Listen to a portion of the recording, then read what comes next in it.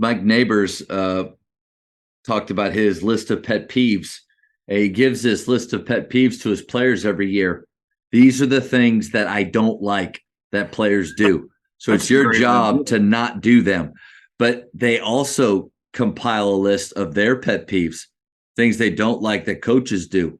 And so then it's up to him and his staff to live up to those. So like if a player says, I don't like it when practice says it's done at 4, but we don't get done until 4:30. That's hypothetically, that's a pet peeve. Then I think that's similar to this, where it's good for players to know. Like if we're going to go in, and I think to your point too about holding those standards every day and how you have to be prepared for that.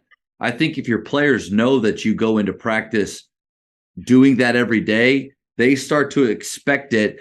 So they may actually live up to higher standards, because like if a coach, they know that the coach doesn't care about little things, well, then they're going to let little things slide. They're going to let those things happen. And so I think you actually get to, even though it's hard and it's a lot of effort, you probably get to sidestep so many landmines throughout the season because your players know that you're walking in every day with that attitude of, hey, any slippage, I'm here, right?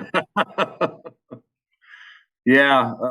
And I think you have to be careful about that. You can't turn everything into a gotcha moment. Yes. I feel like now I think there is a time for the gotcha culture when you walk in the first week of practice where everything's pretty loose and they're coming in and I want them to know like, hey, I'm looking for every little thing. But I think that too is a deal where it's like, hey, you guys need to show the freshmen this is us. Yeah. This is not us. This is what's accepted. This is what's not accepted.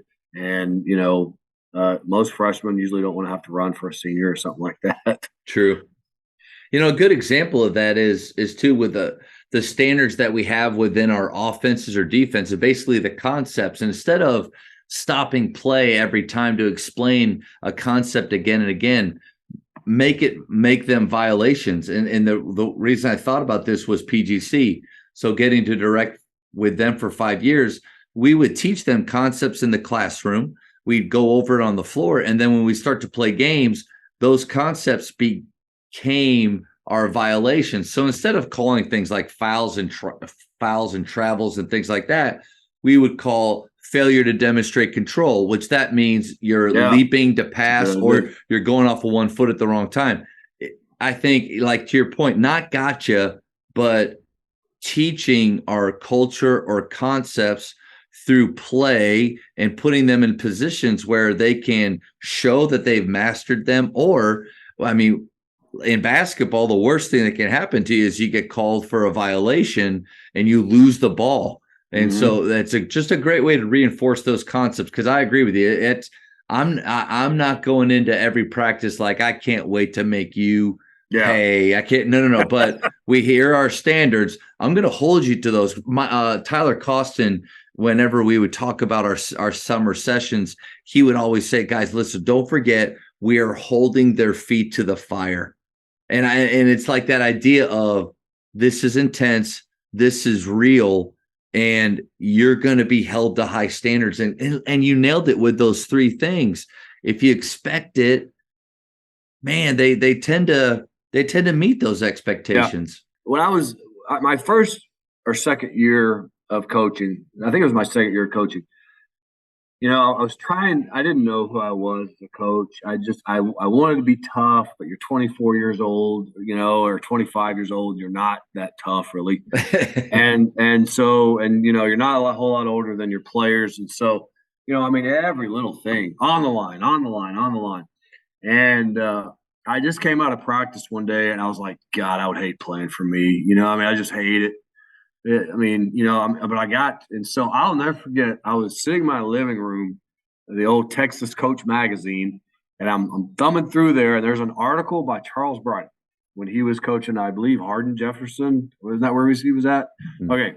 So he had a system called bricks and saves, which I use to this day. And everybody's got some, where it's like, okay, I'm going to post about 5 things, and I'll leave that for 2 or 3 weeks. I may change them.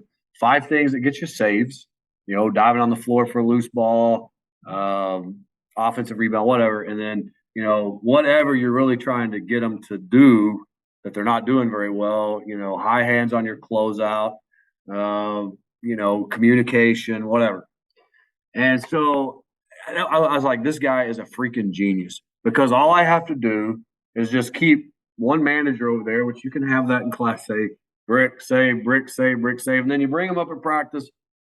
Let's pay up, boys. What is it? Well, coach, we got more bricks than saves. Everybody on the line.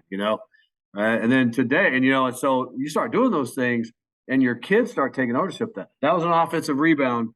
But, Yeah. hey, I dove for that ball. Now they won't ever say the bricks, but they'll say the save. They hope you miss those. And then it's over.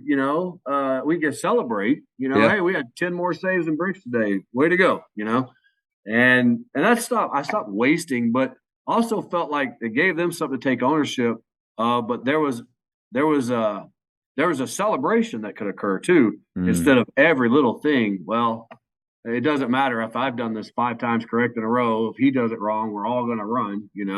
So I've learned that was probably one of the few smart things I did when I was younger that I learned, but I still do that to this day. I hadn't changed it. I think that's a great way to hold them accountable. I love that.